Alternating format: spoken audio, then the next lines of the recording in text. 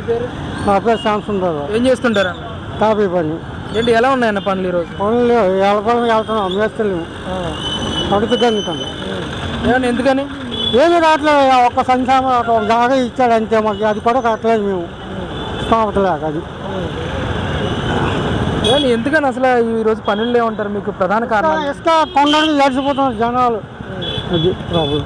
ఏమన్నా రేట్లు ఎక్కువైనాయా? రేట్లు ఎక్కువ, ఆడైతే 700కి తోలేవాడు, ఈడైతే 5,000 తోలుతున్నాడు టాప్. అది చాలా. గతంలో ఎంత ఉండేది? గతంలో ముందు 70-80 రూపాయలు ఉన్నది, ఇప్పుడు 200, 150 రూపాయలు. అయినా నిషేధం చేశాడా? అన్నీ అక్కడ కరెంటు బిల్లు అప్పుడు అంతా 400-500 వచ్చేది, ఇప్పుడేమో 2,000-18,000 వస్తుంది. ఎవరు కడతారు? ఎక్కడ దింపొస్తాం? మేస్త్రి పని ఉంటే ఒక 500-900 వస్తాయి, అవి కూడా రావట్లేదు. ఎలపడికి వెళ్తే 700 ఇస్తున్నారు. ఏంటి బాబు, మరి మీరు మేస్త్రిగా చేశారని అంటున్నారు, ఎన్ని సంవత్సరాల నుంచి ఫీల్డ్లో ఉన్నారు మీరు? ఇలాంటి పరిస్థితి ఎప్పుడన్నా అసలు ఉన్న ఫీల్డ్లో అంతే. ఇలాంటి పరిస్థితి ఎప్పుడన్నా ఉందా? ఎప్పుడూ లేదయ్యా, నమస్కారం. దానికి అలా తిరిగిద్ది సార్, గిరా తిరిగిద్ది, బాగా తిరుగుతుంది ఇప్పుడు. తిరుగుతుంది. మళ్ళీ తిప్పుతారా బ్యాన్ని? మళ్ళీ చెప్పు, జన్మ ఉండండి, మళ్ళీ చెప్పు. జగనానికి నమస్కారం, కొబ్బరికాయ ఇంటి మళ్ళీ ఆడతాం అంతే. మరి ఎవరు గెలిస్తే బాగుంటుంది అంటారు?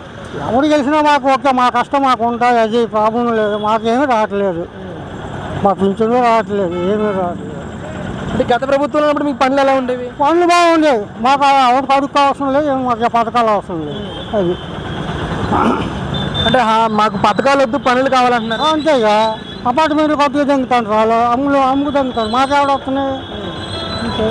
నేను మరి గతంలో చంద్రబాబు నాయుడు పరిపాలన ఉన్నప్పుడు ఇసుక రేట్లు ఎలా ఉన్నాయి? బాగున్నాయి, 700, మా అయితే 1000 లోపలే బాగున్నాయి. ఇప్పుడు పరిస్థితి లేదు.